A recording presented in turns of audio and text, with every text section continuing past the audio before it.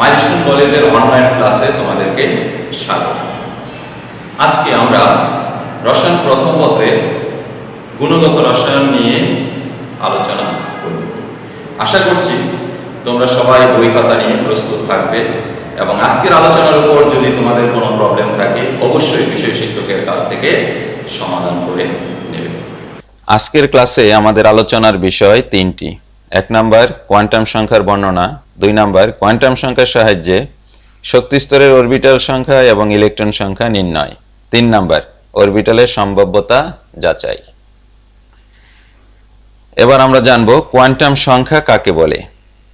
যে সংখ্যা বা রাশি দ্বারা পরমাণুতে ইলেকট্রনের শক্তি স্তরের আকার ও আকৃতি, ত্রিমাত্রিক দিকবিন্যাস এবং ইলেকট্রনের কক্ষপথের অক্ষ বরাবর আবর্তন গতি সম্পর্কে পূর্ণাঙ্গ তথ্য পাওয়া যায় তাকে কোয়ান্টাম সংখ্যা বলে।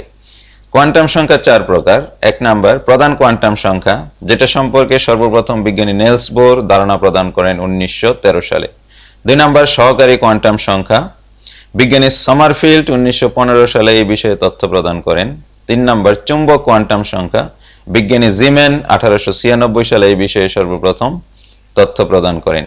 সর্বশেষ 4 নাম্বার স্পিন কোয়ান্টাম সংখ্যা, বিজ্ঞানী উলেনবেক ও গোল্ডস্মিথ 1925 সালে এই বিষয়ে সর্বপ্রথম ধারণা প্রদান করেন।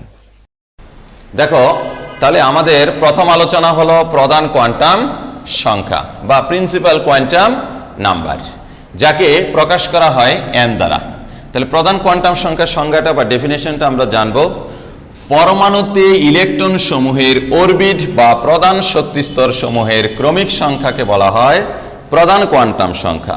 অথবা চিন্তা করো, যদি এইটা একটা পরমাণুর গঠন হয়, তাহলে এই কেন্দ্র এটা হলো নিউক্লিয়াস, ধনাত্মক চার্জ বিশিষ্ট, এটা হলো নিউক্লিয়াস। তাহলে তার চতুর্দিকে যেই সকল বৃত্তাকার কক্ষপথ, এটার নাম হতে পারে কক্ষপথ, হতে পারে অরবিট, হতে পারে শক্তি স্তর, হতে পারে শেল অথবা হতে পারে খোলক। এই বৃত্তাকার কক্ষপথ সমূহকে বলা হয় প্রধান কোয়ান্টাম সংখ্যা, যাকে কি দ্বারা প্রকাশ করা হয়? পূর্বেই বলেছি n দ্বারা প্রকাশ করা হয়। এখানে একটা বিষয় তোমরা স্পষ্ট মনে রাখবা, যদি n = 1 হয় তবে সেই শক্তি স্তরটার নাম হবে k শক্তি স্তর। n = 2 হয় তাহলে সেই শক্তি স্তরটা হবে l। n = 3 হলে সেই শক্তি স্তরটা হবে m। n = 4 হলে সেই শক্তি স্তরটা হবে n। তাহলে প্রথম শক্তি স্তরটা হলো k শক্তি স্তর, তারপরের শক্তি স্তরটা হলো l, তারপরের শক্তি স্তর হলো কি m। এভাবে যদি চতুর্থ শক্তি স্তর আমি এখানে অঙ্কন করি তাহলে সেটা হবে n। আরো একটা বিষয় মনে রাখতে হবে যে প্রতিটি শক্তি স্তরে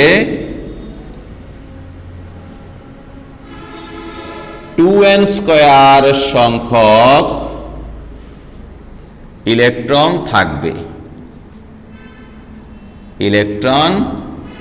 থাকবে। তার মানে আমি কি বলতে পারি, প্রথম শক্তি স্তরে তাহলে 2 সূত্র অনুযায়ী 2 × 1² হলো 2। দ্বিতীয় শক্তি স্তরে 2 × 2² হলো 8। তৃতীয় শক্তি স্তরে 2 × 3² হলো 18। চতুর্থ শক্তি স্তরে 2 × 4² কি 32। এবার একটা বিষয় তোমাদের মনে রাখতে হবে যে একটা শক্তি স্তরে সর্বোচ্চ 32টা ইলেকট্রন থাকতে পারবে। আরো একটা বিষয় খেয়াল রাখতে হবে যে একটা পরমাণুর সর্বশেষ শক্তি স্তর, সেটা যদি দ্বিতীয় হয়, তৃতীয় হয় অথবা চতুর্থ হয় অথবা পঞ্চম হয়, যাই হোক না কেন, সর্বশেষ শক্তি স্তরে তোমার ইলেকট্রন থাকবে 8টা সর্বোচ্চ, আর তার পূর্ববর্তী শক্তি স্তরে ইলেকট্রন থাকবে কয়টা? 18টা। আজকে আমাদের দ্বিতীয় আলোচনার বিষয় হলো সহকারী কোয়ান্টাম সংখ্যা। সহকারী কোয়ান্টাম সংখ্যাকে প্রকাশ করা হয় l দ্বারা। খেয়াল করো, প্রতিটি শক্তি স্তর আবার কতগুলো নির্দিষ্ট উপস্তর বা উপশক্তি স্তরে বিভক্ত।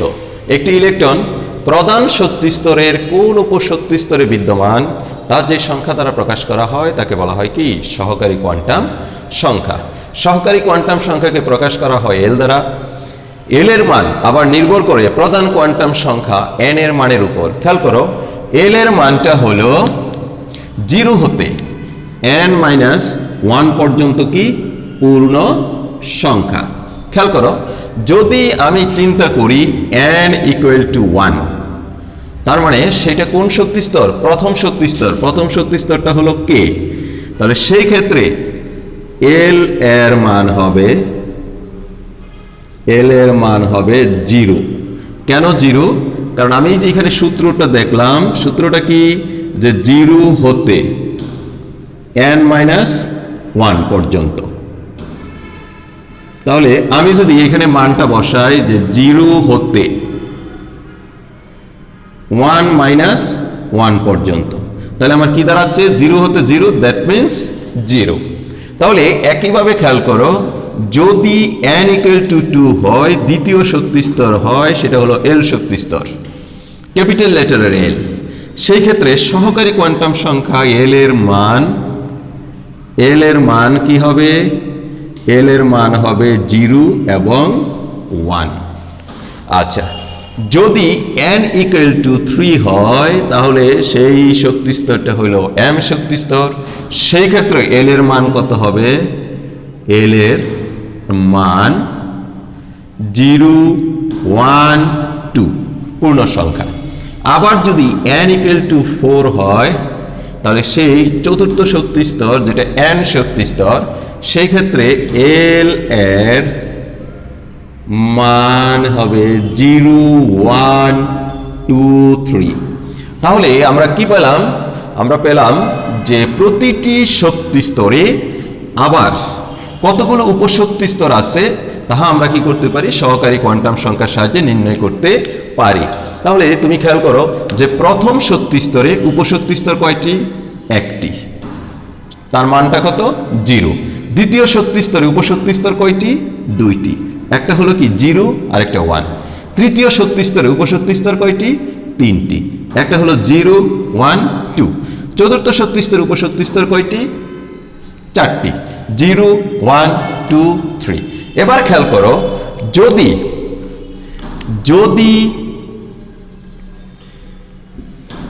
l = 0 হয়, তবে সেই উপশক্তি স্তর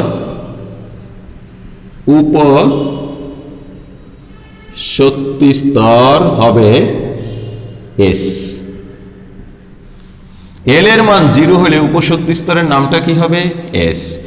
l = যদি 1 হয়, তাহলে উপশক্তি স্তরটা কি হবে? P। l = যদি 2 হয়, তাহলে উপশক্তি স্তরটা কি হবে? D। l = 3 হলে উপশক্তি স্তরটা কি হবে?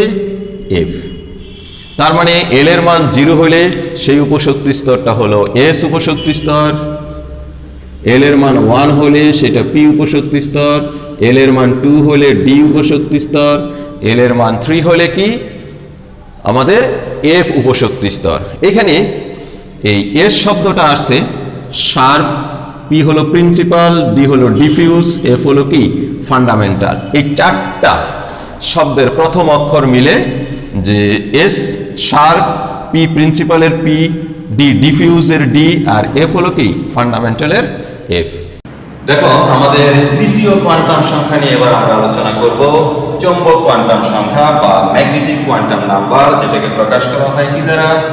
m দ্বারা। প্রথম আমরা জানবো তার সংজ্ঞা বা ডেফিনেশন। যে কোয়ান্টাম সংখ্যার সাহায্যে উপশক্তি স্তরের চৌম্বক ক্ষেত্রজনিত ত্রিমাত্রিক বিন্যাস সম্পর্কে ধারণা পাওয়া যায়, তাকে বলা হয় চৌম্বক কোয়ান্টাম সংখ্যা। একে কি দ্বারা প্রকাশ করা হয়? m দ্বারা প্রকাশ করা হয়। এখানে খেয়াল করো যে, মনে করো এটা যদি একটা পরমাণুর গঠন হয়, কেন্দ্রে থাকে নিউক্লিয়াস, আর তার চতুর্দিকে যেগুলো থাকে বৃত্তাকার শক্তি স্তর বা কক্ষপথ আমরা বলতে পারি। এই কক্ষপথে যখন একটা ইলেকট্রনের অবস্থান হয়, সেই ইলেকট্রনের চার্জ হয় ঋণাত্মক। এই ধনাত্মক চার্জযুক্ত নিউক্লিয়াস ঋণাত্মক চার্জযুক্ত ইলেকট্রনের প্রভাবে, ঠিক আছে, পরমাণুর মধ্যে একটা বিদ্যুৎ ক্ষেত্রের সৃষ্টি হয়, আর যার ফলে তার মধ্যে কি হয়? একটা চৌম্বক ক্ষেত্রের সৃষ্টি হয়। এই চৌম্বক ক্ষেত্রের প্রভাবে প্রতিটি শক্তি স্তরের মধ্যে যে উপশক্তি স্তরগুলো আছে সেই উপশক্তি স্তরগুলো পুনরায় আবার বিভিন্নভাবে বিন্যস্ত হয়, ত্রিমাত্রিক দিক বিন্যাস ঘটে। এই ত্রিমাত্রিক দিক বিন্যাস যে সংখ্যা দ্বারা প্রকাশ করা হয় তাকেই বলা হয় কি চৌম্বক কোয়ান্টাম সংখ্যা। একে কি দ্বারা প্রকাশ করা হয়? m দ্বারা প্রকাশ করা হয়। দেখো m এর মান, খেয়াল করো, এই m এর মান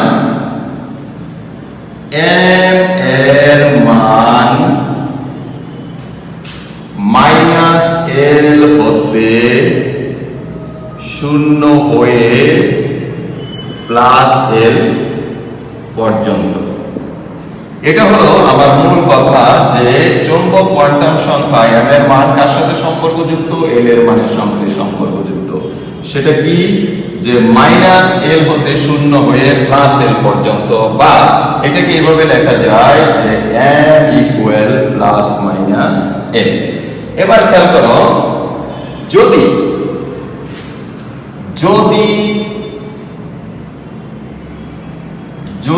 তোমার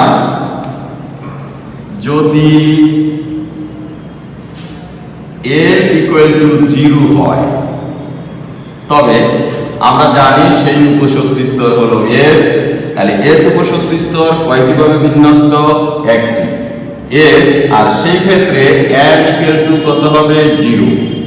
m আমরা একটা মান পাবো, অর্থাৎ s উপশক্তি স্তরটি চৌম্বক ক্ষেত্র জনিত কোন ত্রিমাত্রিক বিন্যাস নেই।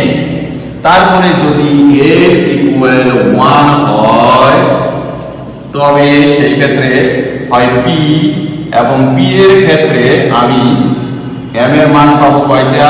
-l হতে। তাহলে -1 0 +1, অর্থাৎ p উপশক্তি স্তরটি চৌম্বক ক্ষেত্র জনিত 3 দিকে বিন্যস্ত হয়। সেই 3 দিকের বিন্যাসটা কি কি?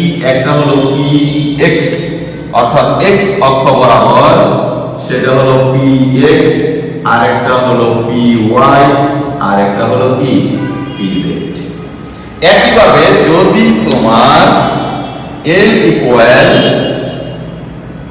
2 হয় তবে সেটা হলো d উপশক্তি স্তর হয়। সেই ক্ষেত্রে m এর মান হয় -2 -1 0 +1 +2। তাহলে আমরা কি দেখতে পেলাম? তাহলে আমরা দেখতে পেলাম d উপশক্তি স্তরটি চৌম্বক ক্ষেত্রের প্রভাবে কয় দিকে বিন্যস্ত হয়? মোট 5 দিকে বিন্যস্ত হয়। তার মানে আমরা চৌম্বক কোয়ান্টাম সংখ্যার সাহায্যে জানতে পারি প্রতিটা উপশক্তি স্তর কতভাবে বিন্যস্ত হতে পারে, আর এই সংখ্যাগুলোকেই বলা হয় তোমার অরবিটাল সংখ্যা। তাহলে s উপশক্তি স্তর চৌম্বক ক্ষেত্রজনিত কোনো বিন্যাস নেই, অর্থাৎ তার একটি মান, অর্থাৎ s অরবিটাল একটি। তাহলে m এর ক্ষেত্রে চৌম্বক ক্ষেত্রজনিত বিন্যাস হয় 3 দিকে, তার মানে p অরবিটাল 3টি, কি কি? px py pz। একইভাবে d উপশক্তি স্তর চৌম্বক ক্ষেত্রজনিত ত্রিমাত্রিক বিন্যাস হয় 5 ভাবে, অর্থাৎ d অরবিটাল হলো কয়টি? 5টি। কি কি মান? -2 -1 0 +1 +2। এই হলো আমাদের চৌম্বক কোয়ান্টাম সংখ্যা। এবার দেখো আমরা চতুর্থ কোয়ান্টাম সংখ্যা নিয়ে আলোচনা করব, স্পিন বা ঘূর্ণয়ন কোয়ান্টাম সংখ্যা। স্পিন অথবা ঘূর্ণয়ন কোয়ান্টাম সংখ্যা। খেয়াল করো, একটি ইলেকট্রন নিউক্লিয়াসকে কেন্দ্র করে যখন সে বৃত্তাকার পথে পরিভ্রমণ করে, সেই ইলেকট্রনটি আবার কি করে? নিজ অক্ষের উপরও ঘুরতে থাকে। অর্থাৎ যে কোয়ান্টাম সংখ্যার সাহায্যে ইলেকট্রনের নিজ অক্ষের ঘূর্ণয়নের দিক প্রকাশ করা হয় তাকে স্পিন কোয়ান্টাম সংখ্যা বলে। একে সাধারণত কি দ্বারা প্রকাশ করা হয়? s দ্বারা প্রকাশ করা হয়। এর দুইটি মান থাকে, একটি হলো +½ এবং অন্যটি হলো কি -½ এখানে যেমন দেখো, এটা মনে করো একটা ইলেকট্রন, এটা একটা ইলেকট্রন। ইলেকট্রনটি যদি ক্লকওয়াইজ নিজ অক্ষের উপরে রোটেট হয় তখন সেই ক্ষেত্রে s এর মানটা হবে +½ আর যদি ইলেকট্রনটি নিজ অক্ষের উপরে এন্টি ক্লকওয়াইজ হয় তখন সেই ক্ষেত্রে s এর মান হবে কি -½ আর আরেকটা বিষয় তোমাদেরকে মনে রাখতে হবে, প্রতিটি m এর মানের জন্য, দ্যাট মিন্স m মানে হলো চৌম্বক কোয়ান্টাম সংখ্যা, যেটা দিয়ে আমরা কি অরবিটাল সংখ্যাও নির্ণয় করতে পারি। অর্থাৎ প্রতিটি এম এর মানের জন্য এস এর মান যথাক্রমে দুইটি হবে, একটা প্লাস আপ একটি মাইনাস আপ। অর্থাৎ আমরা এটাকে আরেকটু সহজ করে বলতে পারি, প্রতিটি অরবিটালে দুইটি ইলেকট্রন থাকতে পারবে যাদের স্পিন বা ঘূর্ণায়ন কি হবে, বিপরীতমুখী হবে। অর্থাৎ একটা যদি ক্লকওয়াইজ হয় অন্যটি হবে অ্যান্টি ক্লকওয়াইজ। মনে করো এটাকে আমরা এরকম ঘূর্ণায়নটাকে সাধারণত এইভাবে দেখাতে পারি, এটা যদি ক্লকওয়াইজ হয় আরেকটা হবে অ্যান্টি ক্লকওয়াইজ। এটাই হলো কি আমাদের স্পিন কোয়ান্টাম সংখ্যা। সুপ্রিয় শিক্ষার্থীরা, এবার আমাদের আলোচনার আজকের পরবর্তী অংশ অরবিটালের সম্ভাব্যতা যাচাই। তো এখানে আমরা আজকে আলোচনা করব 2D অরবিটাল সম্ভব কিনা, 2p অরবিটাল সম্ভব কিনা, 3f অরবিটাল সম্ভব কিনা। তো প্রথম দেখো, আমি যখন 2D নিয়ে আলোচনা করব, খেয়াল করো এখানে প্রধান কোয়ান্টাম সংখ্যা n = 2, প্রধান কোয়ান্টাম সংখ্যা। তাহলে সহকারী কোয়ান্টাম সংখ্যা l = কত হবে? এটা হলো প্রধান কোয়ান্টাম সংখ্যা। তাহলে l = কত হবে? n = 2 হলে 0 এবং 1। কেন? কারণ আমরা সূত্রটা জানি, l এর মান 0 হতে n-1 পর্যন্ত। ওকে, তাহলে অতএব আমি কি লিখতে পারি? l = 0 হলে সেটা আমরা জানি যে s অরবিটাল, l = 1 হলে সেটা হয় p অরবিটাল। যেহেতু l এর আর কোনো মান খুঁজে পাওয়া যায়নি, তার মানে l যখন 0 সেটা আমি s অরবিটাল পাইলাম, l = যখন 1 সেটা p অরবিটাল পাইলাম। তার মানে আমার কি নয়, অতএব আমি বলতে পারি যে 2D সম্ভব নয়। একইভাবে আমি যদি 2D এর পরে 2p দেখাতে চাই, তার মানে এবার আমি একটু সংক্ষিপ্ত করে লিখছি, এখানে n = কত? 2। প্রধান কোয়ান্টাম সংখ্যা যদি n = 2 হয়, তাহলে l = কত? 0 এবং 1। কেন? কারণ আমি সূত্রটা জানি, যেটা যে l এর মান 0 হতে n-1 পর্যন্ত পূর্ণ সংখ্যা। তাহলে l = 0 হলে সেটা s অরবিটাল, l = 1 হলে সেটা p অরবিটাল। তার মানে কি হলো, যখন আমি l = 0 পেলাম তখন সেটা হলো s অরবিটাল, l = 1 পেলাম সেটা হলো p অরবিটাল। তার মানে আমার p এর অস্তিত্ব খুঁজে পাওয়া গেছে। তাহলে আমি বলতে পারি কি 2p সম্ভব। একইভাবে তাহলে আমার কি হলো, এখানে যে 2p সম্ভব এটা আমি খুঁজে পেলাম। সুপ্রিয় শিক্ষার্থীরা, এবার আজকে আমরা আমাদের আজকের লেকচারের সর্বশেষ অংশ, অর্থাৎ 4টা কোয়ান্টাম সংখ্যা ব্যবহার করে কিভাবে একটা শক্তি স্তরে সর্বোচ্চ কতগুলো অরবিটাল এবং ইলেকট্রন থাকতে পারে তা আমরা নির্ণয় করব। যেমন আমরা জানি প্রথম শক্তি স্তরে তোমরা জানো 2টি ইলেকট্রন থাকে, দ্বিতীয় শক্তি স্তরে 8টা ইলেকট্রন থাকতে পারে সর্বোচ্চ, তৃতীয় শক্তি স্তরে 18টা, চতুর্থ শক্তি স্তরে 32টা। অথবা প্রশ্নটা এইভাবে হতে পারে যে l এবং m এর মান হিসেব করে তৃতীয় অথবা চতুর্থ শক্তি স্তরে কতটি অরবিটাল ও ইলেকট্রন থাকতে পারে দেখাও। এখানে তোমরা জানো l হলো সহকারী কোয়ান্টাম সংখ্যা আর m হলো চৌম্বক বা ম্যাগনেটিক কোয়ান্টাম নাম্বার।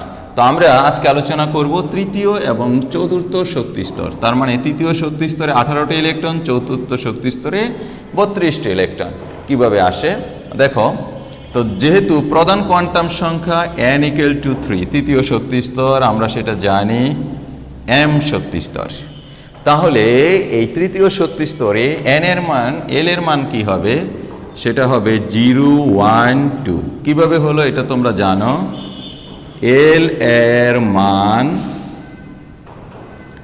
0 হতে n-1 পর্যন্ত, l এর মান 0 হতে n-1 পর্যন্ত এই সূত্র অনুযায়ী। তার মানে এল এর মান 0 হইলে সেটা উপশক্তি স্তর এস হয়, 1 হইলে পি, 2 হইলে হয় ডি। এবার আমরা দেখব চৌম্বক কোয়ান্টাম সংখ্যা, দ্যাট মিন্স সেটা এম ইকুয়াল টু কত, মাইনাস এল হতে 0 হয়ে প্লাস এল পর্যন্ত।